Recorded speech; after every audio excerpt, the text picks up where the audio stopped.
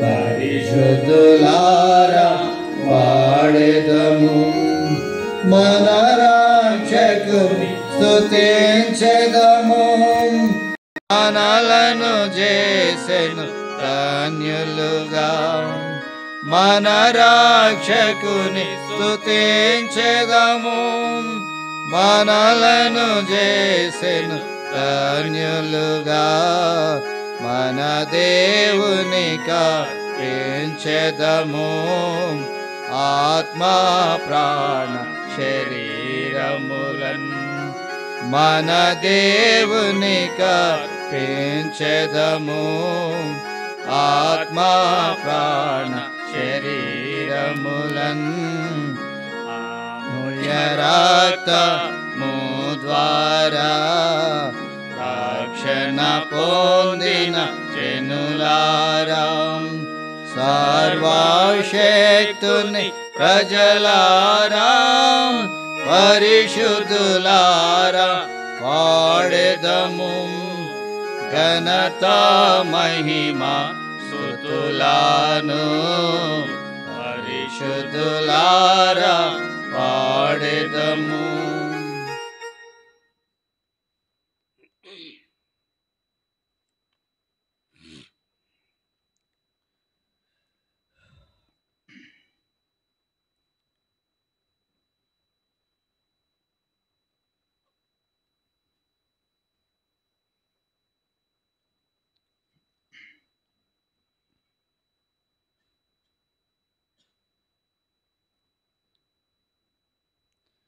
పాట సంఖ్య 666, పాత పాటల పుస్తకంలో 651. క్రీస్తే జీవితంలో ఎంతైనా మంచి కాపరి.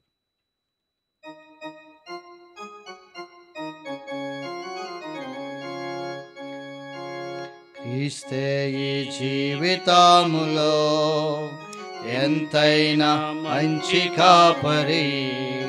క్రీస్తే ఈ జీవితములో ఎంతైనా మంచి కాపరి. దుఃఖ సుఖములలో ఆయనే సహాయకుడు మనకు. దుఃఖ సుఖములలో ఆయనే సహాయకుడు మనకు. క్రీస్తే ఈ జీవితములో ఎంతైనా మంచి కాపరి. క్రీస్తే ఈ జీవితములో ఎంతైనా మంచి కాపరి. కష్ట బాధలలో మన ప్రభువు సమీపముగా నుండెనెంతో. కష్ట బాధలలో మన ప్రభువు సమీపముగా నుండెనెంతో. గాలి తుఫానులను గద్దించుచు మనతో నుండు యాత్రలో. గాలి తుఫానులను గద్దించుచు మనతో నుండు యాత్రలో. క్రీస్తే ఈ జీవితములో ఎంతైనా మంచి కాపరి. క్రీస్తే ఈ జీవితములో ఎంతైనా మంచి కాపరి. ఇహలోక సాగర దాటునప్పుడు అలలెంతో మనలను కదిలింపగా. ఇహలోక సాగర దాటునప్పుడు అలలెంతో మనలను కదిలింపగా. మునుగునప్పుడు మొరపెట్టినాం మనలా రక్షించుతానే. మునుగునప్పుడు మొరపెట్టినాం మనలా రక్షించుతానే. క్రీస్తే ఈ జీవితములో ఎంతైనా మంచి కాపరి. క్రీస్తే ఈ జీవితములో ఎంతైనా మంచి కాపరి. జీవిత నావపై దాడి చేసే సాతాను క్రియలకు భయపడక జీవిత నావపై దాడి చేసేం. సాతాను క్రియలకు భయపడక ధైర్యము కొరకై ప్రార్థించినాం. ప్రభువే మనల నడుపు, ధైర్యము కొరకై ప్రార్థించిన ప్రభువే మనల నడుపు. క్రీస్తే ఈ జీవితములో ఎంతైనా మంచి కాపరి. క్రీస్తే ఈ జీవితములో ఎంతైనా మంచి కాపరి. జీవితములో నిరాశ చే కృంగిపోయి మనమున్నప్పుడు, జీవితములో నిరాశ చే కృంగిపోయి మనమున్నప్పుడు, విజయమునిచ్చి బలపరచి జీవా కిరీటమిచ్చును. విజయమునిచ్చి బలపరచి జీవా కిరీటమిచ్చును. క్రీస్తే జీవితములో ఎంతైనా మంచి కాపరి. క్రీస్తే జీవితములో ఎంతైనా మంచి కాపరి. యేసు ప్రభువే మన దుర్గము, ఆయన యందే నిలచినచో. యేసు ప్రభువే మన దుర్గము, ఆయన యందే నిలచినచో. నిశ్చయముగా జయింతుము, ఓడిపోవును శత్రువు. నిశ్చయముగా జయింతుము, ఓడిపోవును శత్రువు. క్రీస్తే ఈ జీవితములో ఎంతైనా మంచి కాపరి. క్రీస్తే ఈ జీవితములో ఎంతైనా మంచి కాపరి. దుఃఖ సుఖములలో ఆయనే సహాయకుడు మనకు. దుఃఖ సుఖములలో ఆయనే సహాయకుడు మనకు. క్రీస్తే ఈ జీవితములో ఎంతైనా మంచి కాపరి. క్రీస్తే ఈ జీవితములో ఎంతైనా మంచి కాపరి. పాట సంఖ్య 529, పాత పాటల పుస్తకములు 523. మీరు బహుగా ఫలించినచు. పాట సంఖ్య 529, పాత పాటల పుస్తకములు 523. మీరు బహుగా ఫలించినచో మహిమా కలుగును తండ్రికి. ఈ రీతిగా ఫలించినచో శిష్యులై ఉండేదారు. ఈ రీతిగా ఫలించినచో శిష్యులై ఉండేదారు. నీరు కట్టిన తోట వలె, నీటి ఊట వలె ఉండేదారు. నీరు కట్టిన తోట వలె, నీటి ఊట వలె ఉండేదారు. క్షేమములో తృప్తినిచ్చి క్షేమముగా మేము నడిపించును. క్షేమములో తృప్తినిచ్చి క్షేమముగా మేము నడిపించును. బలపరచును నీ ఎముకలను, బలపరచును నీ ఎముకలను. అధికముగా పాలించుడి, అధికముగా పాలించుడి. మీరు బహుగా పాలించినచో మహిమ కలుగును తండ్రికి.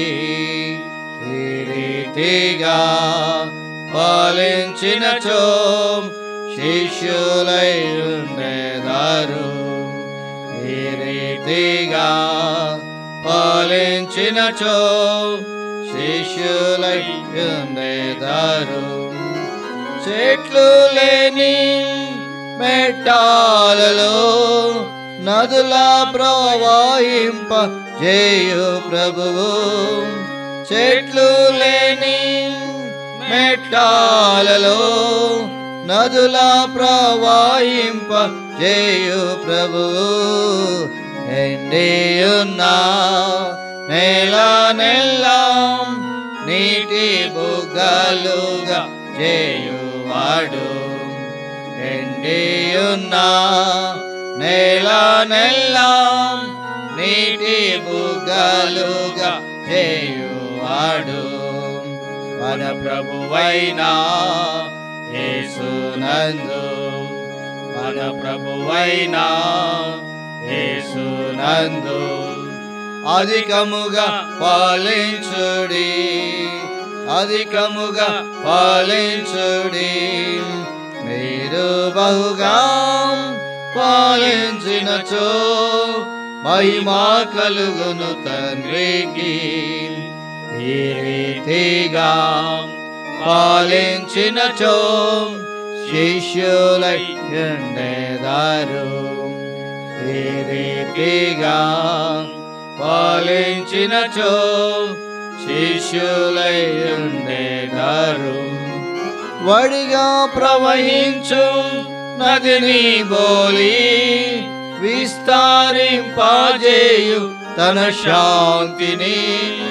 వడిగా ప్రవహించు నదిని బోలి విస్తారింపజేయు తన శాంతిని.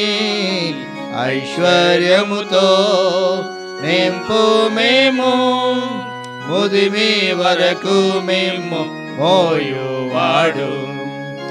ఐశ్వర్యముతో నింపు మేము ముదిమి వరకు మేము మోయువాడు.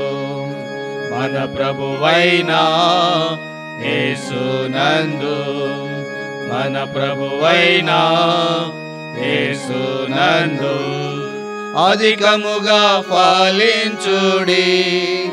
అధికముగా పాలించుడి. మీరు బహుగా పాలించినచో మహిమ కలుగును తండ్రికి.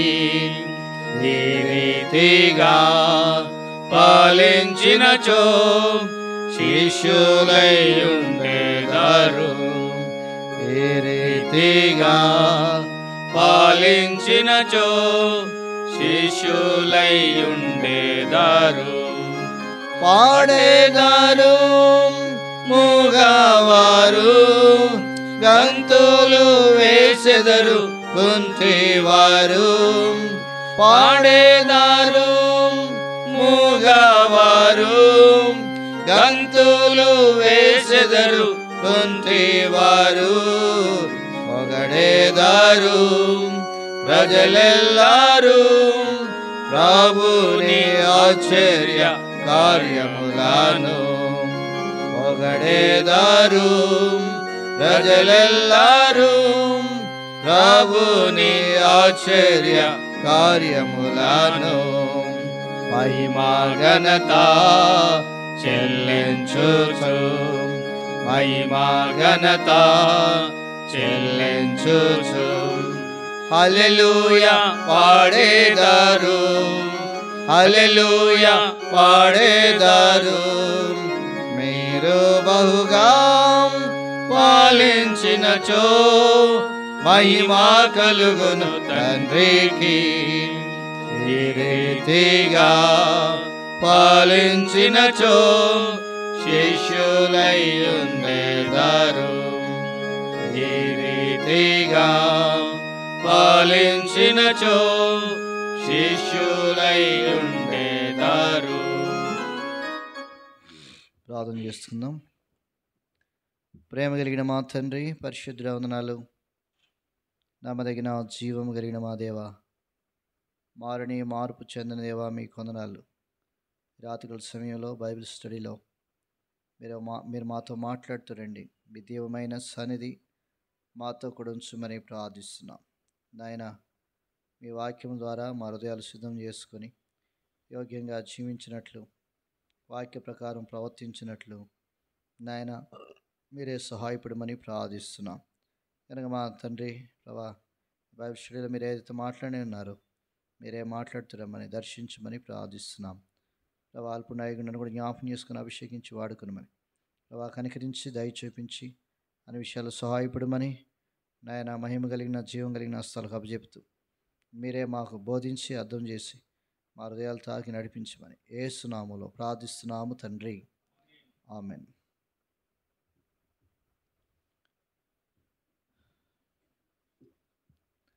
పరిశుద్ధ గ్రంథంలో నుండి ఎఫెసీయులకు రాసిన పత్రిక 4వ అధ్యాయము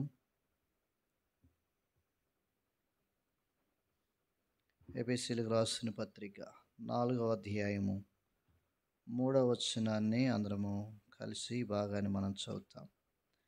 ఎఫెసీయులకు రాసిన పత్రిక 4వ అధ్యాయము 3వ వచనం అందరం కలిసి ఈ భాగాన్ని చదువుతాం.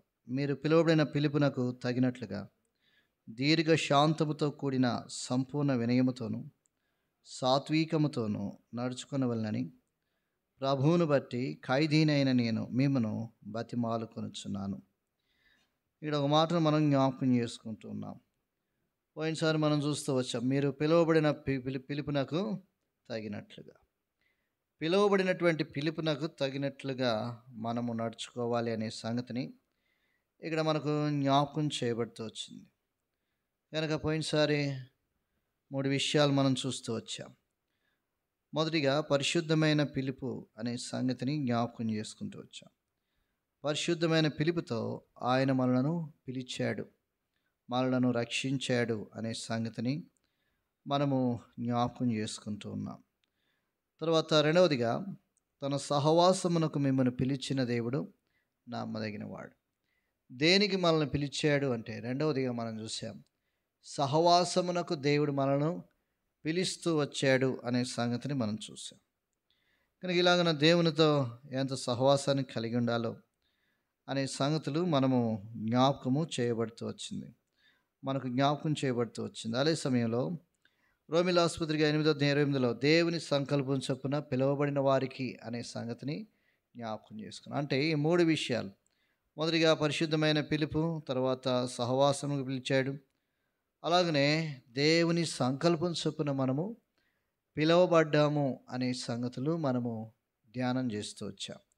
కనుక ఈ దినం మిగతా సంగతులు మనం జ్ఞాపకం చేసుకుంటాం. హెబ్రీయులకు రాసిన పత్రిక 3వ అధ్యాయము 1వ వచనంలో అక్కడ ఒక మాట రాయబడుతూ వచ్చింది. కనుక చూడండి, హెబ్రీయులకు రాసిన పత్రిక అపోస్తలుడైన పౌలు 3వ అధ్యాయము 1వ వచనం, ఇందువలన పరలోక సంబంధమైన పిలుపులో పాలు పొందిన పరిశుద్ధ సహోదరులారా, మనం ఒప్పుకొనిన దానికి అపోస్తలుడును ప్రధాన యాజకుడునైన యేసు మీద లక్ష్యమించుడి. కనుక ఇందువలన పరలోక సంబంధమైన పిలుపులో పాలు పొందిన పరిశుద్ధ సహోదరులారా. కాబట్టి నాలుగవదిగా మనం చూస్తున్నాం, పరిశుద్ధమైనటువంటి ఆ యొక్క పిలుపు, రెండవది సహవాసము, మూడవది దేవుని సంకల్పం ద్వారా మనల్ని పిలిచాడు. నాలుగవదిగా పరలోక సంబంధమైన పిలుపులో పాలు పొందిన సహోదరులారా అన్నాడు. అంటే ఇది ఏ పిలుపు అంటే పరలోక సంబంధమైనటువంటి పిలుపు. పరలోక సంబంధమైన విషయాలను మనము కాబట్టి జ్ఞాపకం చేసుకొని ఆ పరలోక సంబంధమైనటువంటి పిలుపుని జ్ఞాపకం చేసుకుని అలాగున మనము జీవించేవారుగా ఉండాలి. అంటే యేసు మీద లక్ష్యముంచినప్పుడు, ప్రభువైన యేసుక్రీస్తు వారి మీద లక్ష్యముంచినప్పుడు ఆ పరలోక సంగతుల మీద కూడా మనం ఏం చేస్తాం, మనము లక్ష్యముంచే వారిగా ఉంటూ వస్తాం. ఎందుకని అంటే పరలోక సంబంధమైన పిలుపులో మనం పాలు పొందుతూ వచ్చాం. కనుక పరలోక సంబంధమైనటువంటి ఆ పిలుపును మనం కలిగి ఉంటున్నాం. అందుకనే కాబట్టి అపోస్తలును ప్రధాన యాజకుడునైన యేసు మీద ఏముంచాలి? ఇప్పుడు మనము లక్ష్యం ఉంచాలి. కాబట్టి యేసు ప్రభు వారు చాలా ప్రాముఖ్యమైన వాడు. ఆయన యందు లక్ష్యం ఉంచాలి, ఆయన యందు గురి నిలపాలి. ఆయనే మనకు సమస్తమై ఉన్నాడు. కనుక ఆ పరలోక సంబంధమైన పిలుపును కూడా ఆయనే మనకు ఇస్తూ వచ్చాడు. కనుక అందుకనే కాబట్టి ఇప్పుడు ఆ యొక్క సహోదరులారా అంటూ వచ్చారు. కనుక మన జీవితాల్లో ఇప్పుడు పరలోకము సంబంధమైన పిలుపు ఎంత ప్రాముఖ్యమైందో దాన్ని మనం గమనించాలి. అదే హెబ్రీయులకు రాసిన పత్రిక 2వ అధ్యాయము 17-18 వచనాలలో ఆ సంగతిని అక్కడ మనం జ్ఞాపకం చేసుకుంటాం. హెబ్రీయులకు రాసిన పత్రిక 2:17-18. కావున ప్రజల పాపములకు పరిహారము కలుగజేయుటకై దేవుని సంబంధమైన కార్యములలో కనికరమును నమ్మకమును గల ప్రధాన యాజకుడు నిమిత్తము అన్ని విషయములలో ఆయన తన సహోదరుల వంటి వాడు ఏం చేశాడు? కావలసి వచ్చెను. కనుక ప్రజల పాపములకు పరిహారము కలుగజేయుటకై పరిశుద్ధమైన ఆ యొక్క పరలోకమైన పిలుపుతో మనల్ని ఎందుకు పిలిచాయంటే ప్రజల పాపములకు నివృత్తి కలుగజేయడం కొరకై, పరిహారము కలుగజేయటం కొరకై దేవుని సంబంధమైన కార్యములలో కనికరమును నమ్మకము గల ప్రధాన యాజకుడు నిమిత్తము అన్ని విషయములు ఆయన ఏమైనాడు? తన సహోదరుల వంటి వాడు కావలసి వచ్చెను. అందుకనే తన సహోదరుల వంటి వాడవుతూ వచ్చాడు. అందుకే పరిశుద్ధ పిలుపుతో పరలోక సంబంధమైన పిలుపులో మనం పాలు పొందడానికి గల కారణం ఏంటంటే, అందుకే పరిశుద్ధ సహోదరులారా అని ఎందుకన్నాడంటే, ఇప్పుడు ఆయన కూడా కాబట్టి అన్ని విషయములు ఆయన తన సహోదరుల వలె అవుతూ వచ్చాడు. తన సహోదరుల వలె అంటే భూమి మీద అన్నీ కూడా ఆయన అనుభవించిన వాడుగా ఉంటూ ఉన్నాడు. ఎందుకని? 18వ వచనం, తాను శోధింపబడి శ్రమ పొందిన గనక శోధింపబడి వారికి సహాయము చేయగలవాడై శోధింపబడిన వారికి కూడా సహాయం చేయగలిగిన వాడు ఉన్నాడు. ఎందుకంటే భూమి మీద ఆయన శోధించబడ్డాడు, తన సహోదరుల వంటి వాడుగా చేయబడుతూ వచ్చాడు. ప్రజల పాపమునకు నివృత్తి కలుగజేయడానికి వచ్చాడు. ప్రజలకు పాప పరిహారము ఆ యొక్క పాపము పరిహారము చేయడానికి వస్తూ వచ్చాడు. అందుకనే ఆయన యందు మనం ఏం చేయాలంటే లక్ష్యం ఉంచాలి. అలాగన తాను శోధింపబడిన వారికి కూడా సహాయం చేయడానికి కాబట్టి చేయగలిగిన వాడుగా ఉంటూ వచ్చాడు. ఆయన శోధింపబడి శ్రమపడ్డాడు భూమి మీద. ఆయన కూడా ఎంతో శోధింపబడ్డాడు, ఎంతో శ్రమను అనుభవిస్తూ వచ్చాడు. అలాగనే మనం కూడా ఆ పరలోక సంబంధమైన పిలుపులో పాలు పొందినటువంటి మనము యేసు యందు లక్ష్యం ఉంచి ఆయన ఎలాగ ఈ లోకములో ఉన్నాడో, ఎలాగూ ఆయన కాబట్టి తన సహోదరుల వంటి వాడవుతూ వచ్చాడో, అన్ని విషయాల్లో తను ఎలాగూ శోధించబడ్డాడో, ఎలాగూ శ్రమలకు గురి చేయబడుతూ వచ్చాడో అనే సంగతులు మనం కూడా జ్ఞాపకం చేసుకొని ఆయన యందు లక్ష్యం ఉంచి మనము జీవించేవారుగా ఉండాలి. అందుకొరకే మనల్ని పరలోక సంబంధమైన పిలుపులోనికి ఆయన పిలుస్తూ వచ్చాడనే సంగతిని మనము జ్ఞాపకం చేసుకునేవారుగా ఉండాలి. అంతేకాదు అదే హెబ్రీయులకు రాసిన పత్రిక 4వ అధ్యాయము 14వ వచనంలో 14-15 వచనాల్లో ఒక మాట రాయబడింది. ఆకాశ మండలము గుండా వెళ్ళిన దేవుని కుమారుడైన యేసు అను గొప్ప ప్రధాన యాజకుడు మనకున్నాడు గనుక మనం ఒప్పుకున్న దాన్ని గట్టిగా చేపట్టుదము. మన ప్రధాన యాజకుడు మన బలహీనతల యందు మనతో సహానుభావం లేనివాడు కాడు కానీ సమస్త విషయములలో మన వలనే శోధింపబడును. ఆయన పాపము లేనివాడుగా ఉండెను. కాబట్టి ఆకాశ మండలం గుండా వెళ్ళిన దేవుని కుమారుడైన యేసు అను గొప్ప ప్రధాన యాజకుడు, ఆయన గొప్ప ప్రధాన యాజకుడుగా మనకుంటూ ఉన్నాడు. అందుకనే అపోస్తలులను అనే మాట మనం చూసాము. అపోస్తలును ప్రధాన యాజకుడైన యేసు మీద ఏమన్నాడు? అందుకే లక్ష్యం ఉంచండి. ఆయన ఏం చేస్తూ వచ్చాడు కనుక ఆయన ఆకాశ మండలం గుండా వెళ్ళిన దేవుని కుమారుడైన యేసు అను గొప్ప ప్రధాన యాజకుడు. అంతేకాదు ఆయన ఏం చేస్తూ వచ్చాడంటే మన బలహీనతల యందు సహానుభావం లేనివాడు కాడు కానీ. ఆ ప్రధాన యాజకుడు మన బలహీనతల్లో కూడా సహానుభావం కలిగిన వాడు. సహానుభావం లేనివాడు కాడు కానీ అనే మాట మనం చూస్తాం. కనుక సమస్త విషయంలో మన వల్లనే శోధింపబడిన ఆయన ఎట్లా ఉన్నాడంట? పాపం లేనివాడు. యేసు ప్రభు వారు పాపం లేనివాడు. ఎన్ని శోధనలు, ఎన్ని శ్రమలు, ఎన్ని కాబట్టి కష్టములు ఆయన కూడా లోకంలో ఉన్నప్పుడు ఎన్ని బలహీనతల యందు సహానుభవం లేనివాడు అన్నారు. ఎన్నో బలహీనతలు గుండా వెళ్ళినప్పటికీ ఆయన పాపము లేనివాడు. అందుకే ఆయన యందు మనం ఏం చేయాలా?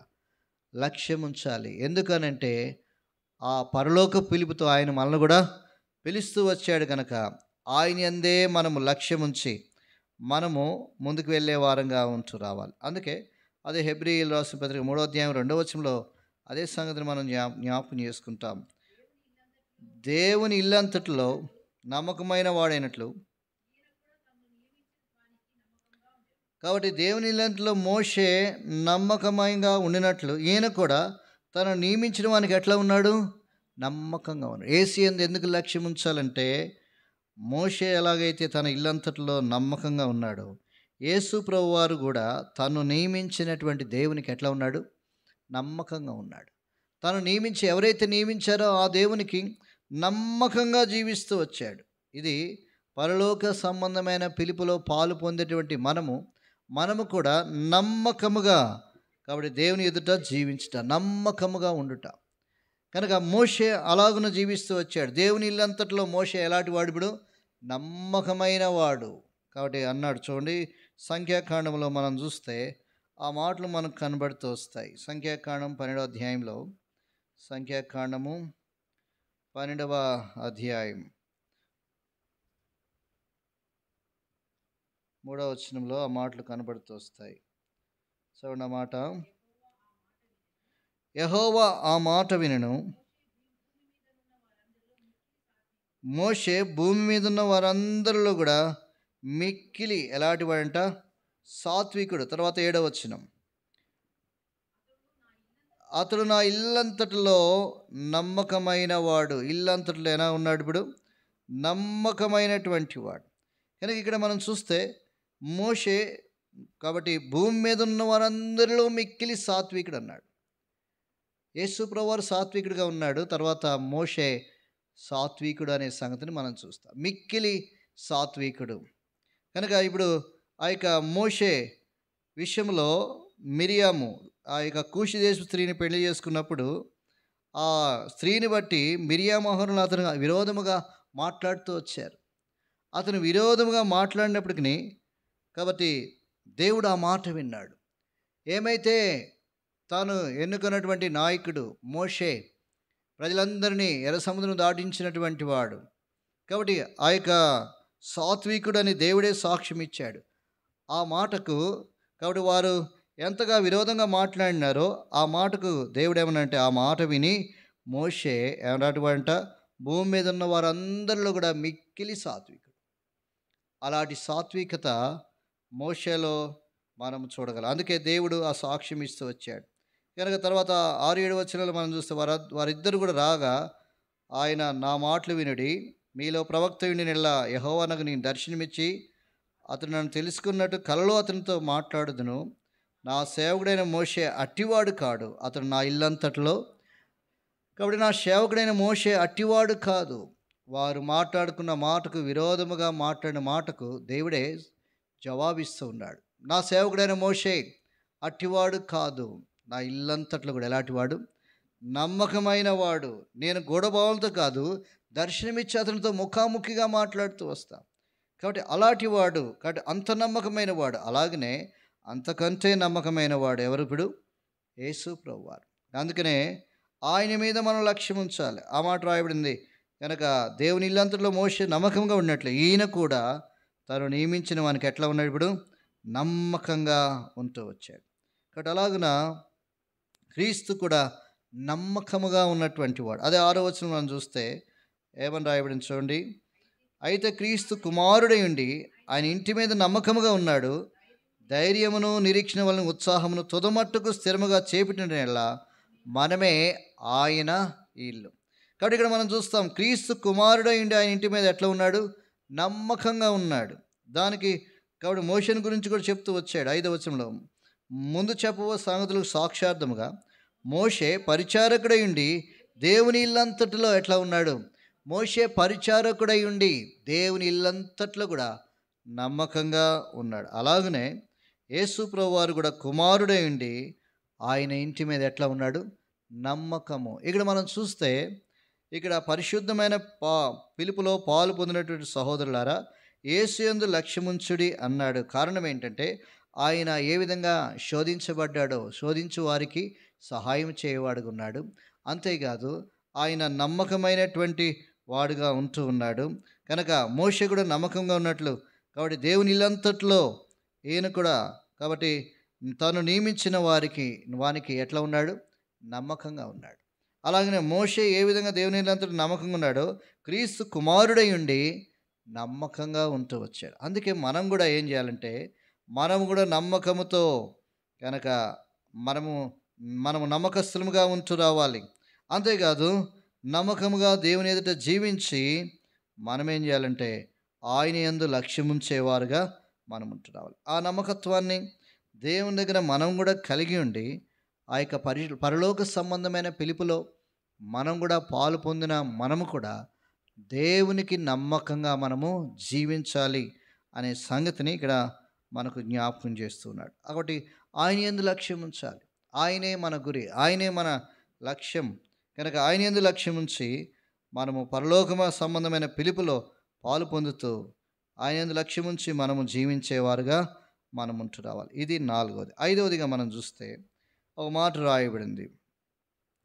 మొదటి దశలోనికైలకు 2వ అధ్యాయం 12వ వచనంలో, మొదటి దశలోనికైలకు 2వ అధ్యాయము 12వ వచనం. మొదటి దశలోనికైలకు 2, తన రాజ్యమునకును మహిమకును మిమ్మల్ని పిలిచిన దేవునికి తగినట్లుగా మీరు నడుచుకొనవలనని మేము మీలో ప్రతివారిని హెచ్చరించుచు, ధైర్యపరచుచు, సాక్ష్యమిచ్చుచు, తండ్రి తన బిడలేడల నడుచుకుని రీతిగా మీలో ప్రతివానిడల మేము నడుచుకుంటామని మీకు తెలియను. ఇక్కడ ఒక మాట రాయబడింది, తన రాజ్యమునకును మహిమకును మిమ్మును పిలిచిన దేవునికి తగినట్లుగా. ఆయన రాజ్యమునకును మహిమకును, కాబట్టి మనల్ని పిలిచిన దేవునికి ఎట్లా ఉండాలి? తగినట్లుగా మనం నడుచుకోవాలి. ఆయన మనల్ని పిలిచాడు, ఆయన రాజ్యానికి మహిమకు మనల్ని పిలిచాడు. మనం ఏం చేయాలంటే ఆయనకు తగినట్లుగా నడుచుకోవాలి. ఆయనకు తగినట్లుగా నడుచుకున్నట్లు మేమేం చేసాము అంటే, అపోస్తలుడైన పౌలు అన్నాడు, మేమేం చేసాము అంటే మీలో ప్రతి వారిని హెచ్చరిస్తూ వచ్చాం. ఆ రాజ్యమునకు ఆ మహిమకు చక్కగా నడుచుకోవాలంటే మీలో మిమ్మల్ని హెచ్చరిస్తూ వచ్చాం, మిమ్మల్ని ధైర్యపరుస్తూ వచ్చాం. అలాగనే కాబట్టి సాక్ష్యం ఇచ్చుచూ వచ్చాం. అలాగున తండ్రి తన బిడలేడలా ఏం చేస్తూ వస్తాడు కనుక, ఎలాగ నడుచుకున్న రీతిగా తండ్రి తన బిడలేడలా నడుచుకున్న రీతిగా మీలో ప్రతివాని ఎడల మేమేం చేసాం? నడుచుకుంటూ వచ్చాం. అలాగున వారు నడుచుకుంటూ వచ్చారు కనుక మాదిరి చూపిస్తూ వచ్చారు. తగినట్లుగా వారు దేవునికి తగినట్లుగా నడుచుకోవాలని వారు ఆ విధంగా దేవుని రాజ్యమునకు మహిమనకు మనం కూడా అలాగే మనం ఏం చేయాలి? తగినట్లుగా మనము నడుచుకునే వారంగా మనం ఉంటూ రావాలి. అలాగ నడుచుకోవాలి. కనుక మనం నడుచుకున్నప్పుడు మన జీవితాల్లో ఆయన రాజ్యమునకు నా మహిమకు తగినట్లుగా మనం నడుచుకోవాలి. అందుకే వారు ఏం చేసినారంటే హెచ్చరిస్తూ వచ్చారు. హెచ్చరిక ఎందుకు చేస్తూ వచ్చారంటే, ఆ రాజ్యము కొరకై నువ్వు ఎలాగ జీవిస్తున్నావు, ఇలాగ జీవించాలి, నీవు జీవించేది ఇలాగూ కాదు, ఆ రాజ్యము కొరకు, ఆ మహిమ కొరకు, కాబట్టి నువ్వు తగినట్లుగా నువ్వు నడుచుకోవాలి అని హెచ్చరిక చేస్తూ వచ్చారు. అలాగనే ధైర్యం ఇస్తూ వచ్చారు. ధైర్యాన్ని వారు కాబట్టి వారికి తెలియజేస్తూ వచ్చారు, ధైర్యంగా ఎట్లాగూ జీవించాలి. అలాగనే సాక్ష్యం ఇచ్చుతూ వచ్చారు. తండ్రి తన బిడలేళ్ళ ఎలాగ నడుచుకుంటాడో అలాంటి మాదిరికరమైన జీవితాన్ని వారి ఎడల వారు చూపిస్తూ వచ్చారు. కాబట్టి అలాగున మనం చూస్తే, కాబట్టి ఎందుకు ఇవన్నీ కూడా అంటే తన రాజ్యమునకు మహిమకు తగినట్లుగా మనం ఏం చేయాలంట? నడుచుకునేవారుగా మనం ఉంటూ రావాలి. అందుకే ఆ రాజ్యానికి మనం తగినట్లుగా నడుచుకోవాలి. మత్తయి సువార్త 25వ అధ్యాయం 34వ వచనంలో, మత్తయి సువార్త 25:34, అప్పుడు రాజు తన కుడివైపునున్న వారిని చూచి, నా తండ్రి చేత ఆశీర్వదింపబడిన వారులారా రండి, లోకం పుట్టిన మొదలుకొని మీ కొరకు సిద్ధపరచబడిన రాజ్యమును స్వతంత్రించుకుని, నా తండ్రి చేత ఆశీర్వదింపబడిన వారులారా రండి, లోకం పుట్టిన మొదలుకొని మీ కొరకు సిద్ధపరచబడిన రాజ్యము. కాబట్టి మనము దేవుని యొక్క రాజ్యమును స్వతంత్రించుకోవాలంటే, మనము ఆ సిద్ధపరచబడినటువంటి రాజ్యమును స్వతంత్రించుకోవాలంటే కనుక మనము ఆయనకు తగినట్లుగా మనం ఏం చేయాలా? నడుచుకోవాలి. ఆయనకు తగినట్లుగా నడుచుకోకపోతే ఆ రాజ్యమును స్వతంత్రించుకొనలేం. కాబట్టి భూమి మీద ఆయనకు తగినట్లుగా ఎట్లా నడుచుకోవాలో, అందుకే తన రాజ్యమునకు మహిమనకు తగినట్లుగా నడుచుకోవాలి. ఎందుకు చెప్పాడంటే, ఆయనకు తగినట్లుగా, ఆయనకి ఇష్టమైన రీతిగా, ఆయన చిత్తానుసారముగా మనం ఎప్పుడైతే నడుచుకుంటామో అప్పుడేమంటాడంటే, లోకం పుట్టినది మొదలుకొని ఏమన్నాడు? మీ కొరకు సిద్ధపరచబడిన రాజ్యమును మీరేం చేయండి? స్వతంత్రించుకోనండి. కనుక లోకం పుట్టినది మొదలుకొని కూడా ఆ రాజ్యమును మన కొరకై సిద్ధపరుస్తూ వచ్చాడు. మనము స్వతంత్రించుకోవాలనే ప్రభువైన యేసుక్రీస్తు వారు ఈ లోకానికి వచ్చాడు. కనుక ఆయన మనల్ని రక్షిస్తూ వచ్చాడు. ఇప్పుడు మనము ఆ రాజ్యానికి వారసులుగా చేయాలని, మనం ఆ రాజ్యాన్ని స్వతంత్రించుకోవాలని. అందుకే ఆ మాట రాయబడింది, నా తండ్రి చేత ఆశీర్వదింపబడిన వారులారా రండి. మనం ఆశీర్వించబడిన వారుగా మనల్ని చేస్తూ వచ్చాడు. కారణం ఏంటంటే, ఒకప్పుడు మనం ఆశీర్వించబడిన వారం కాదు. యేసుక్రీస్తు వారి ద్వారా మనము ఆశీర్వించబడ్డాం. ఆయన ఆశీర్వదించడానికే, మనల్ని ఆశీర్వించడానికి ఈ లోకానికి వచ్చాడు. అపొస్తలుల కార్యాలు 3వ అధ్యాయము 26వ వచనంలో ఆ మాటలు కనబడతాయి. అపొస్తలుల కార్యములు 3:26 చదవండి. అపొస్తలుల కార్యములు 3:26. దేవుడు తన సేవకును పుట్టించి మీలో ప్రతివానిని వాని దుష్టత్వం నుండి మళ్లించుటకు, మిమ్మును ఆశీర్వదించుటకు ఆయనను ఎక్కడికి పంపాడు? మొదట మీ యొద్దకు పంపాడు. ఆయనను మొదట మీ యొద్దకు ఎందుకు పంపాడు? మిమ్మల్ని ఆశీర్వదించాలని. అందుకేమంటున్నాడు ఇప్పుడు, లోకం పుట్టిన మొదలుకొని సిద్ధపరిచిన రాజ్యమును స్వతంత్రించుకోండి. ఆశీర్వదింపబడిన వారులారా, ఎవరి చేత? నా తండ్రి చేత ఆశీర్వదించబడిన వారులారా రండి అన్నాడు. ఇప్పుడు మనం ఆ రాజ్యాన్ని స్వతంత్రించుకోవాలి. ఆ రాజ్యాన్ని స్వతంత్రించుకోవాలంటే ఉత్తిగేం కాదు. తన రాజ్యమునకు మహిమకును తగినట్లు మనం నడుచుకోవాలి. ఆయనకు తగినట్లు నడుచుకోవాలి. ఆ రాజ్యమునకు తగినట్లు, ఆ మహిమకు తగినట్లు మనము నడుచుకుంటేనే ఆ రాజ్యములో ఉండగలం. లేకపోతే ఆ రాజ్యాన్ని పోగొట్టుకుంటాం. కనుక మనము సిద్ధపరచబడిన రాజ్యము, లోకం పుట్టినది మొదలుకొని అది మనకు సిద్ధపరుస్తూ వచ్చాడు. ఎందుకంటే దేవుడు మన యెడల తన ప్రణాళిక, ఉద్దేశం, ఏర్పాటును కలిగి ఉన్నాడు కనుక ఆ రాజ్యం మన కొరకే. అందుకే దానిని స్వతంత్రించుకోవాలి. ఎంతవరకు దానిని మనము స్వతంత్రించుకొనగలము? ఎందుకంటే ఆయనకు తగినట్లుగా నడుచుకుంటున్నామా లేదా. అందుకే ఆ రాజ్యమును ఎక్కడ స్వతంత్రించుకొనకుండా ఆగిపోతామో, ఆ రాజ్యమును ఎక్కడ స్వతంత్రించుకొనకుండా విడవబడతామో అని అపోస్తలుడైన పౌలు హెచ్చరిస్తూ ఉన్నాడు. అలాగనే ధైర్యం ఇచ్చుచూ వచ్చాడు, సాక్ష్యం ఇచ్చుచూ వచ్చాడు. తండ్రి తన కుమారుడిలా కాబట్టి ఎలాగూ నడుచుకుంటాడో అలాగూ నడుచుకొని వారికి తెలియజేస్తూ వచ్చాడు. కనుక ఆ రాజ్యంలో మనం ప్రవేశించాలంటే ఆయనకు తగినట్లు మనము నడుచుకోవాలనే సంగతిని మనకు జ్ఞాపకం చేయబడింది. లేకపోతే సిద్ధపరచబడిన రాజ్యమును పోగొట్టుకుంటాం. కనుక తండ్రి చేత ఆశీర్వదింపబడిన వారులారా అన్నాడు. కానీ ఆ రాజ్యాన్ని స్వతంత్రించుకోవాలంటే ఉత్తిగేం కాదు. కనుక చాలా జాగ్రత్తగా ఆ సిద్ధపరచబడిన రాజ్యములో నేనుంటానా లేదా అని ఎప్పటికప్పుడు జాగ్రత్త చేసుకున్నప్పుడే మన జీవితాలు ఆశీర్వదించబడినవిగా ఉంటాయి. ఆయన వచ్చినప్పుడు ఆ రాజ్యాన్ని మనం ఏం చేస్తాం? స్వతంత్రించుకునే వారంగా ఉంటాం. అది మన కొరకు సిద్ధపరచబడింది కానీ దాన్ని పోగొట్టుకుంటామేమో. అందుకే చాలా భయాన్ని మనం కలిగి ఉండాలి. కాబట్టి హెబ్రీయుల రాసిన పత్రిక 4వ అధ్యాయం 1వ వచనంలో, హెబ్రీయుల రాసిన పత్రిక 4వ అధ్యాయం, ఆయన యొక్క విశ్రాంతిలో ప్రవేశించదు మనం వాగ్దానం ఇంకా నిలిచిండగా, మీలో ఎవడైనా ఒకవేళ ఆ వాగ్దానం పొందకుండా తప్పిపోనేమో అని ఏం కలిగి ఉండాలన్నాడు? భయము కలిగి ఉందము. మీలో ఎవడైనా ఒకవేళ ఆ వాగ్దానం పొందకుండా తప్పిపోతామేమో. సిద్ధపరచబడిన రాజ్యం మనకు స్వతంత్రించుకోవడానికి ఆయన అన్నాడు, నా తండ్రి చేత ఆశీర్వదింపబడిన వారులారా రండి అన్నాడు. ఆయన మనం రండి అనే స్థితిలో మనం ఉన్నామా, లేకపోతే పొండి అనే స్థితిలో మనం ఉన్నామో జ్ఞాపకం చేసుకోవాలి. అందుకే బుద్ధి లేని కన్యకలను ఏమన్నాడు ఆయన? అక్రమం చేయువారులారా నా యొద్ద నుండి ఏమన్నాడు? తొలగిపోండి, మిమ్మల్ని నేను ఎరగను అంటూ వచ్చారు. అదే 25వ మత్తయి సువార్తలోనే మనం చూస్తాం. దానిపైన 10వ వచనం అనుకుంటాం. అతడు మిమ్మల్ని ఎరుగనని నిశ్చయముగా మీతో ఆయన ఎరగకపోతే ఆ రాజ్యమును మనము, అంటే ఆయనకు తగినట్లుగా మనం నడుచుకోనకపోతే ఆ రాజ్యమును మనం పోగొట్టుకుంటూ వస్తాం. కాబట్టి ఇంత చేసే దేనికనంటే ఆ రాజ్యం కొరకే.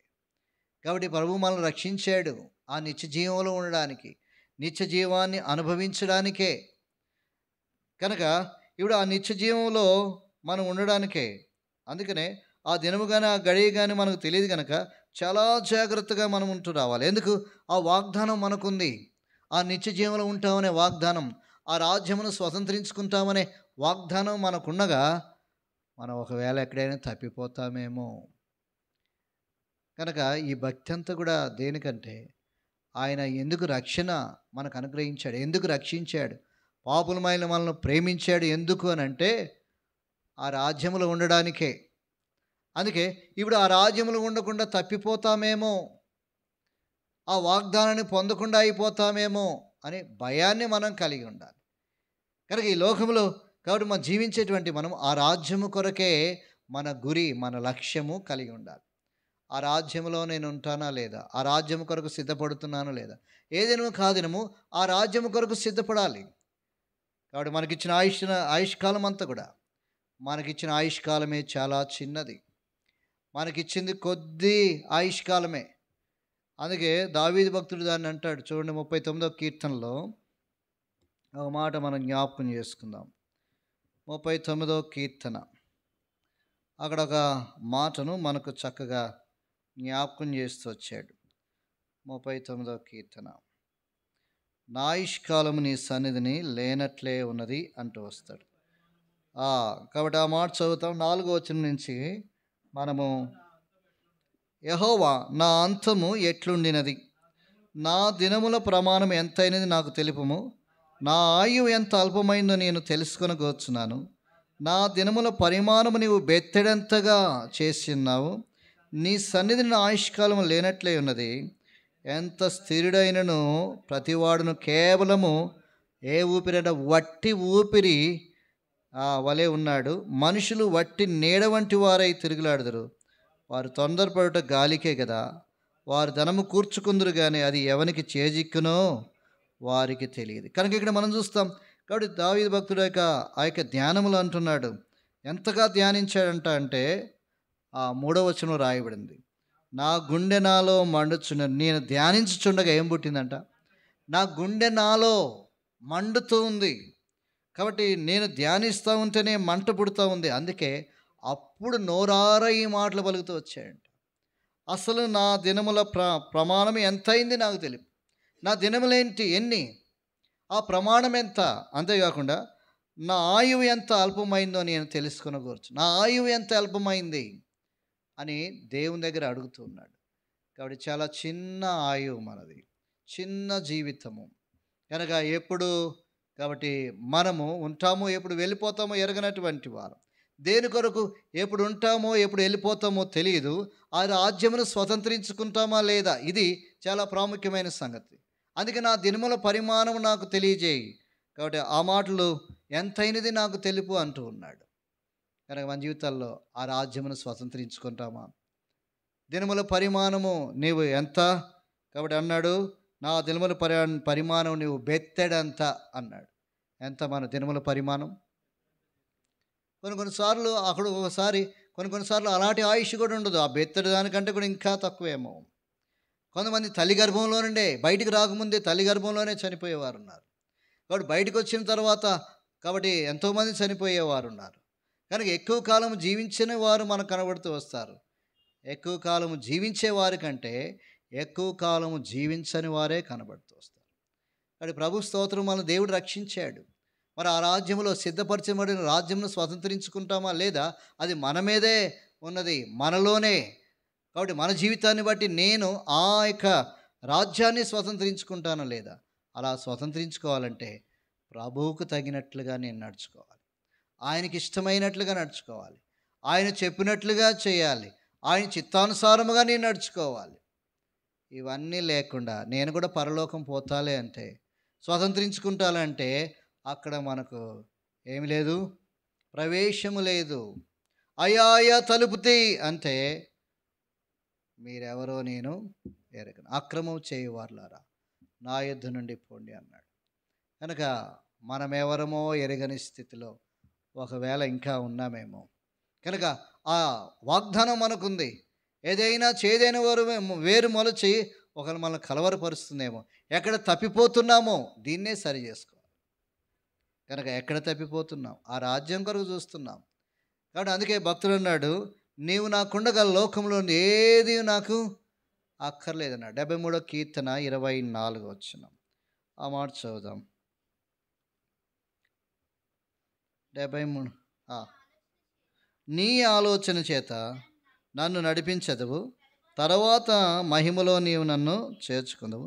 ఆకాశమందు నీవు తప్ప నాకెవరున్నారు? నీవు నాకుండగా. కాబట్టి నీవు నాకుండగా, కాబట్టి నీవు నాకున్నావు అంటే ఏంటంటే ఆయనకు తగినట్లుగా నడుచుకుంటేనే ఈ మాట చెప్పగలం. నీవు నాకున్నావు ప్రభు అంటే ఆయనకు తగినట్లుగా మనం నడుచుకుంటాం. నీవు నాకుండగా లోకం లేదు, ఏది నాకు లోకము గురించి నాకు అవసరం లేదు అన్నాడు అంటే ఆయన ఎంతగా ఎరిగితే, ఎంతగా ఆయనకు ఇష్టమైన జీవితాన్ని జీవిస్తే, ఎంతగా ఆయనకు తగినట్లుగా ఆయన రాజ్యమునకు మహిమకు తగినట్లుగా నడుచుకుంటే ఈ మాట చెప్పగలడు. కనుక అలాగూ మనం ఉంటేనే నా తండ్రి వలన ఆశీర్వదింపబడిన వారులారా, లోకం పుట్టినది మొదలుకొని మీ కొరకు సిద్ధపరచబడిన రాజ్యమును ఏం చేయాలి? మీరు స్వతంత్రించుకోండి అంటాడు. లేకపోతే మనకు ప్రవేశము లేనే లేదు. ఈ లోకంలో మనం ఏ విధంగా ఉన్నామో జ్ఞాపకం చేసుకోవాలి. ప్రవేశం లేకపోతే, అక్కడికి వెళ్ళాక ప్రవేశం లేకపోతే ఎంత సిగ్గు, అవమానం, బుద్ధి లేని కన్నికల వల్ల అయిపోతూ వస్తాం. కనుక మన జీవితాల్లో అందుకే తగినట్లు ఎలా నడుచుకోవాలో, దేవునికి తగినట్లు ఎలా నడుచుకోవాలో మన ప్రార్థనలో ప్రభున్నాడు. ప్రభా నీకు తగినట్లుగా ఎలా నడుచుకోవాలి? నాకైతే ఏమీ తెలియదు, నాకు నేర్పించు, నాకు చూపించు, నేను అలాగూ నడుచుకోవాలి, నేను అలాగూ నీ కొరకై జీవించాలని ప్రభు దగ్గర మనం ప్రతిదినం అడగవలసింది. నిజమే, బలహీనమే. కానీ మన దినముల పరిమాణము ఎంత, మన దినముల పరిమాణాన్ని ఆయన బెత్తడే చేస్తూ వచ్చాడు. ఆయుష్యులు ఎంత స్థిరుడైనా కానీ, నేను ఎంతకాలమైనా ఇక్కడే ఉంటా అనుకున్నవాడు కూడా ఏమంటాడు? ఏమన్నాడు? వట్టి ఊపిరిని పోలి ఉన్నాడు. చదవన్నమాట 39 కీర్తన 39:6. మనుషులు వట్టి నీడ వంటి వారై తిరుగులాడుదురు, వాడు తొందరపడ్డ గాలికే కదా, వారు ధనము కూర్చుకుందరు కానీ అది ఎవరికి చేజిక్కునో మనకు తెలియదు. 5వ వచనం. నా దినముల పరిమాణం నీవు బెత్తరంతగా చేసాను, నీ సన్నిధిని ఆయుష్కాలం లేనట్లున్నది. ఇక్కడ ఎంత స్థిరుడైనను ప్రతివాడును, ఎంత స్థిరుడుగా ఉండాలనుకుంటే, నేను ఈ లోకంలో ఎప్పటికీ ఉంటా అనుకున్నా కానీ ఏమంట? కేవలం వట్టి ఊపిరి పోతే ఏమీ లేదు. ఊపిరి పోయిందంటే మనిషి దగ్గర ఏమీ కూడా లేదు. అందుకే చనిపోయిన వారిని చూస్తే మనిషి జీవితం ఇంతే కదా అనిపిస్తుంది. కనుక మన జీవితాల్లో మనం చూస్తే మరి ఆ రాజ్యమును, కాబట్టి ఇంత చిన్న జీవితము, బెత్తడంతే తిరుమల పరిమాణం. యోబు దాని గురించి రాస్తూ ఉన్నాడు. చూడండి, యోబు గ్రంథంలో కూడా ఓ మాట జ్ఞాపకం చేస్తాం. 14వ అధ్యాయం యోబు గ్రంథం కూడా.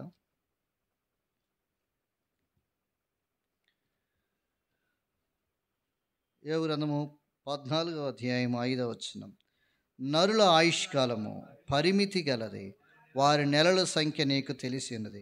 మించజాలని వయ పరిమాణం నీవు వారికి నియమించున్నావు. కూలివారి వలె తమకు నియమింపబడిన పనిని వారు ముగించే వరకు వారు విశ్రమనందునట్లు వారి వైపు చూడక ఉండము. కనుక నరుల ఆయుష్కాలం ఎలాంటిదంటే ఇప్పుడు పరిమితి. ఆయుష్కి ఒక పరిమితి ఉంది. ఎంత స్థిరుడైనా వట్టి ఊపిరి అన్నాడు.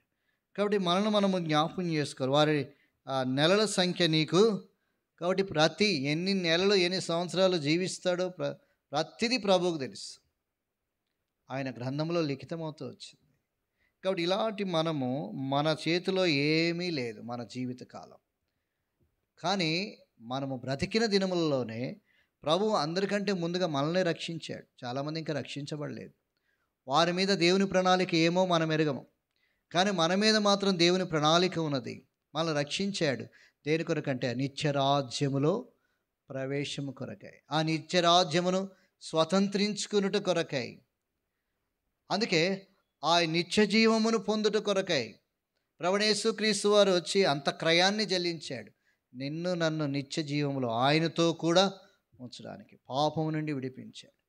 అందుకే మనం ఇప్పుడు ఏం చేయాలంటే, అసలు అలాగూ నేను దేవుని యొక్క రాజ్యములో ప్రవేశించగలనా లేదా అనేది ప్రతిదినము మనము జ్ఞాపకం చేసుకోవాలి. అందుకే ఏం కలిగి ఉండాలన్నాడు? భయము కలిగి ఉందాము. హెబ్రీ 4:1 మనం చదివాం కదా, ఆ మాట చదవండి.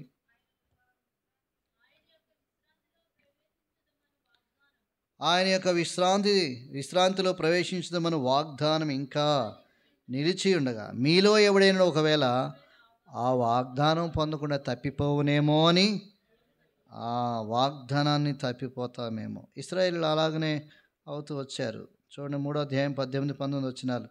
తన విశ్రాంతిలో ప్రవేశింపరని ఎవరిని గురించి ప్రమాణం చేసిన? అవిధేయులైన వారిని గుర్చే కదా. కాగా అవిశ్వాసం చేతని వారు ప్రవేశింపలేకపోయిరని గ్రహించుచున్నాము. కాబట్టి ఇక్కడ మనం చూస్తే తన విశ్రాంతిలో ప్రవేశింపరని ఎవరిని గురించి ప్రమాణం చేశారంటే అవిధేయులైన వారిని గురించి. దేవునికి అవిధేయులుగా ఉంటే, విధేయత చూపించకుండా, ఆయన రాజ్యమునకు మహిమనకు తగినట్లుగా మనం నడుచుకుంటా అవిధేయత చూపించి నడిస్తే మనం ఆ రాజ్యంలో ఏం చేయలేము? ప్రవేశించలేము. అంతేకాదు, వారు అవిశ్వాసము చేతనే, ఎప్పుడైతే అవిధేయత ఉందో అవిశ్వాసం వారిలో ఉంది. దేవుని మీద ఉంచవలసినంత విశ్వాసము వారి జీవితాల్లో లేదు. వారి లోకములో అవిశ్వాసం ఉన్నప్పుడు దేవుని అద్భుతాలు చూసినప్పటికీ వారు విశ్వసించలేదు. కనుక ప్రవేశించలేకపోతూ వచ్చారు. అందుకే 40 సంవత్సరాలు వారు అరణ్యంలో తిరిగినారు, 2 మాత్రమే ప్రవేశించారు. వారిలో అవిశ్వాసము, అవిధేయత, దేవుని మీద తిరుగుబాటు. కనుక ఈ అరణ్య యాత్ర 40 సంవత్సరాలు మనం కూడా అరణ్య యాత్రలో ఉన్నాం. దేవుడు మనల్ని ఫిల్టర్ చేస్తూ ఉంటాడు. ఎవరు ఈ అరణ్య యాత్రలో ఎంతమంది రాలిపోతారో, ఎవరు మాత్రము ఆ రాజ్యాన్ని స్వతంత్రించుకోరు. లోకం పుట్టింది మొదలుకొని సిద్ధపరచబడిన రాజ్యాన్ని ఎవరు స్వతంత్రించుకుంటారు? కాబట్టి మనల్ని కూడా ఏం చేస్తున్నాడంటే పరీక్షిస్తూ వస్తాడు. ఉత్తిగా పరలోక రాజ్యంలో పోము. బాప్తీసం తీసుకున్నాం, రక్షించబడ్డాం, కనుక కొన్ని సంవత్సరాలు అయింది, ప్రభుతో నడుస్తున్నాం అని మనం అనుకుంటున్నాం. కానీ దేవుడు మనల్ని పరీక్షిస్తూ ఉన్నాడు. కనుక ఆ రాజ్యంలో ప్రవేశించేటువంటి మనల్ని ఎంతగా పరీక్షిస్తున్నాడో. వారిని అందరినీ ఫిల్టర్ చేస్తే 2 తేలితే, కనుక మన జీవితాల్లో మనం ఎంతమంది వెళ్తామో, కనుక మనం ఎంతమంది ఆయనకు తగినట్లుగా నడుచుకొని ఆ రాజ్యాన్ని స్వతంత్రించుకుంటామో, దీనిని మనం ఎప్పుడు జ్ఞాపకం చేసుకోవాలి. కనుక ప్రతిదినము దేవుని దగ్గర ఈ మాట జ్ఞాపకం చేసుకోవాలి. ప్రభువా, నా దినముల పరిమాణం ఎంతో నేను ఎరగను, కానీ నీ రాజ్యాన్ని నేను స్వతంత్రించుకుంటానా లేదా? కనుక ఏమేమైతే ఉన్నాయో వాటన్నిటినీ కడగండి, శుద్ధీకరించండి, పవిత్రపరచండి. త్వరగా పడిపోయేటువంటి వాడు, అతి బలహీనును, కనుక నీ ప్రశస్తమైన రక్తముతో కడిగి బలపరచును ఆయన. కనుక తొందరపడేటువంటి వాడును, లేకపోతే తొందరపడేటువంటి జీవితం. కనుక ఇలాగున మనం ఏం చేయాలంటే ఆయన రాజ్యానికి మహిమకు తగినట్లుగా మనం చూసుకోవాలి. కాబట్టి మొదటిది మనం చూసాం పరిశుద్ధమైనటువంటి పిలుపు. రెండవది సహవాసమునకు తన కుమారుని సహవాసను మనం పిలిచాడు. మూడవది ఏం చేస్తూ వచ్చాడు? మూడవ విషయాన్ని చూస్తే సంకల్పం చొప్పున పిలువబడిన వారు. నాలుగవది మనం చూస్తూ వచ్చేప్పుడు కనుక పరలోక సంబంధమైన పిలుపు. ఆయన యందు లక్ష్యం ఉంచి ఆయన మీద లక్ష్యం ఉంచుట. ఐదవదిగా మనం చూస్తూ వచ్చాం దేవుని రాజ్యమునకు మహిమకు తగినట్లుగా మనము నడుచుకోవాలి. అలాగ నడుచుకుంటున్నామా? కాబట్టి అలాంటి జీవితాన్ని మనం కలిగి ఉన్నామో లేదో, కాబట్టి మనమే పరీక్షించుకొని అలాగున స్వతంత్రించబడినటువంటి ఆ రాజ్యమునకు అర్హులుగా చేయబడి జీవించినట్లు. అందుకే దావీదు భక్తుడు అన్నాడు, కనుక ఆకాశం అందు నీవు నాకుండగా లోకం లేదు, ఏదియు లోకాన్ని చూడడం లేదు. అందుకే దావీదు భక్తుడు బత్షెబా విషయంలో తప్ప దేవునికి ఇష్టడుగా జీవించాడు. తర్వాత తన జీవితాన్ని ఎంత క్రమమైన స్థితిలో నడిపించుకుంటూ వచ్చాడు. దేవునికి అనుకూలంగా ఉన్నాడు. అతని ఉద్దేశాన్నే నెరవేరుస్తూ వచ్చాడు. అలాగూ దేవుడు సాక్ష్యం ఇచ్చాడు. మన జీవితంలో కూడా ఎన్నో బలహీనతలు గుండా వెళ్తూ వస్తాము. కానీ దేవుని చిత్తము, దేవునికి తగినట్లుగా, దేవుని రాజ్యానికి మనము తగినట్లుగా ఆయన మహిమకు తగినట్లుగా నడుచుకుంటున్నామో లేదో పరిశీలన చేసుకొని ఎక్కడ తప్పిపోయామో దాని విషయంలో ఒకవేళ తప్పిపోతే ఆ రాజ్యాన్ని పోగొట్టుకుంటామేమోనన్న ఆ భయాన్ని కలిగి ఉండి మనం కూడా యోగ్యంగా ప్రభు కొరకు జీవించినట్లు ఆ రాజ్యం కొరకు జీవించినట్లు ప్రభు మనకు సహాయపడి నడిపించునుగాక. ప్రార్థన చేసుకుంటాం.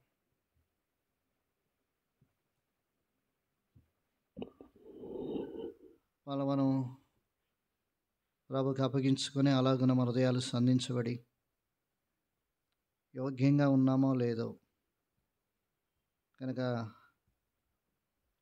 ఆయన పరలోక పిలుపుతో మనల్ని పిలిచాడు. ఆయన యందు నమ్మకం ఉంచి ఆయన యందు లక్ష్యం ఉంచేవారు ఉండాలి. మోషే నమ్మకమైన వాడు, సాత్వికుడు. అలాగే యేసుప్రభు వారు కూడా నమ్మకమైన వాడు. అలాగనే కుమారుడయ్యుండి కూడా ఎంతో నమ్మకంగా ఉన్నాడు. అలాగనే మనం కూడా నమ్మకంగా జీవించి ఆ యొక్క రాజ్యమునకు మహిమకు కాబట్టి తగినట్లుగా మనం నడుచుకోవాలి. అందుకే మనల్ని పిలిచాడు. ఆ పిలుపుని జ్ఞాపకం చేసుకొని ఆ రాజ్యానికి తగినట్లుగా మనం జీవిస్తున్నామో లేదో అనే భయాన్ని మనం కలిగి ఉండి ఎక్కడ తప్పిపోతున్నామో సరిచేయబడి ఆ రాజ్యం కొరకు ఎదురు చూసి వారి వలె మనం ఉంటూ రావాలి.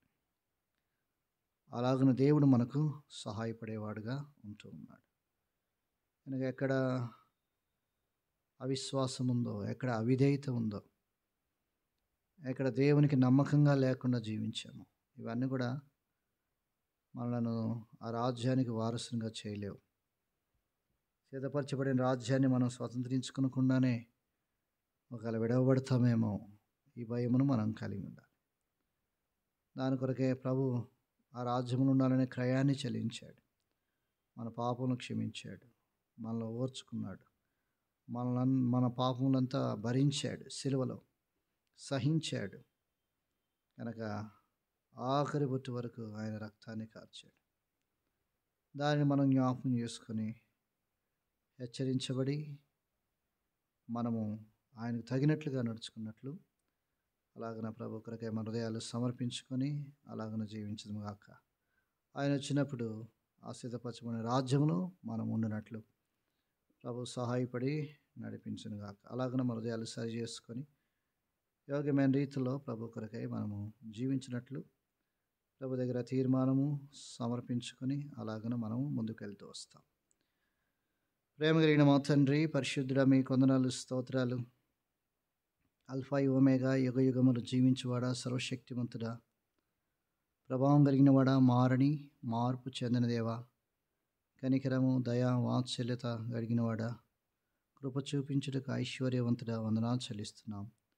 రాత్రుల సమయంలో బైబిల్ స్టడీలో మీరు మా ముందుకు తీసుకుని వచ్చిన లేఖన సత్యముల కొరకై స్తోత్రములు. ప్రభా, మీ యొక్క వాక్యం ద్వారా మాతో మాట్లాడుతూ వచ్చారు. ప్రభా, పిలిచిన పిలుపుకు తగినట్లుగా మేము ఎలా నడుచుకోవాలనే మాట మీద మీరు తీసుకొచ్చిన భాగములన్నిటి కొరకై స్తోత్రములు, తలంపులన్నీ కొరకై స్తోత్రములు. ప్రభా, పరిశుద్ధమైన పిలుపులో మేము పాలు పొందాలి. అలాగనే సహవాసమును పిలిచినారు. నాయన దేవుని సంకల్పం చొప్పున పిలుస్తూ వచ్చారు. పరలోక పిలుపుతో మమ్మల్ని పిలిచారు. అలాగనే మా తండ్రి, రాజ్యమునకు మహిమకు తగినట్లుగా నాయన మీరు నడుచుకోవాలని మీరు పిలుస్తూ వచ్చారు. అందుని బట్టి వందనాలు చెల్లిస్తున్నాం. ఇలాగన ఈ 5 విషయాల ద్వారా మాట్లాడిన లేఖన భాగములన్నింటిని బట్టి స్తోత్రములు. మా జీవితాలలో అలాగన మేము నడుచుకొని జీవించినట్లు ప్రభా, మా దినముల పరిమాణము ప్రభా బెత్తరెంతగా చేసావు.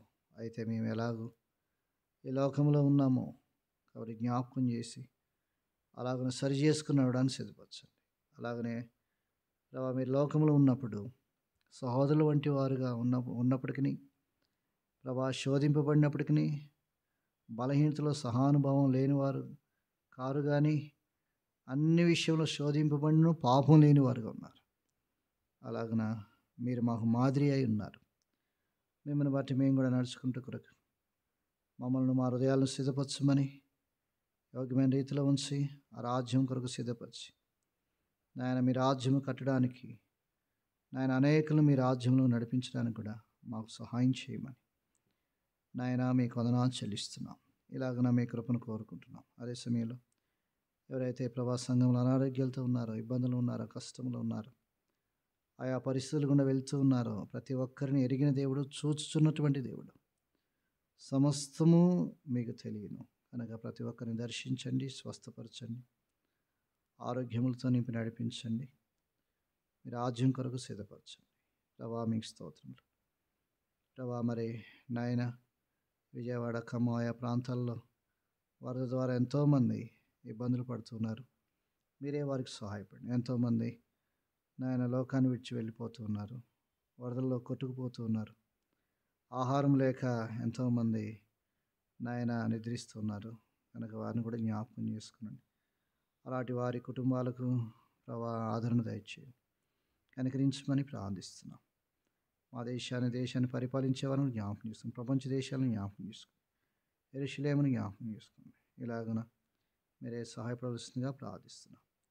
వందనములు స్తోత్రం చెల్లిస్తూ మేము కూడా మా వ్యక్తిగత జీవితాల్లో నాయన పరిశోధన కలిగి యోగ్యంగా జీవించి ప్రభు రాజ్యం కొరకు ఎదురు చూస్తూ ప్రభు రాజ్యంలోనికి అందరినీ నడిపించినట్లు కూడా సిద్ధపరిచి నడిపించమని వందనాలు స్తోత్రాలు చెల్లిస్తున్నాం. ప్రతి విషయంలో భయమును కలిగి ఉంటే కూడా సిద్ధపరచమని మహిమ, ఘనత, స్తుతి, ప్రభావం చెల్లిస్తూ మమ్మల్ని అందరినీ మీకు అప్పగించుకుంటూ బైబిల్ స్టడీకి వచ్చిన వారిని బట్టి వందనాలు, లైవ్లో వీక్షించిన వారిని కూడా బట్టి వందనాలు. దీవించమని నాయన వాక్య ఆశీర్వాదాలు మాకు దయచేయమని, మీ పరిశుద్ధాత్మ శక్తి నింపి నడిపించమని స్తోత్రములు, వందనములు చెల్లిస్తూ మా ప్రభువును ప్రియరక్షకుడినైన యేసు నామములో ప్రార్థించి వేడుకుంటున్నాం తండ్రి. మన తండ్రి అయిన దేవుని ప్రేమ, ప్రభువైన యేసు క్రీస్తు వారి యొక్క కృప, పరిశుద్ధాత్మ యొక్క అన్యోన్య సహవాసము, సన్నిధి, సహాయము ఇక్కడ కూడిన మనకందరికీ సకల పరిశుద్ధులకును ఇశ్రాయేలులకును ఇప్పుడు ఎల్లప్పుడూ సదాకాలము తోడై ఉండునుగాక. ఆమేన్. ఆమేన్.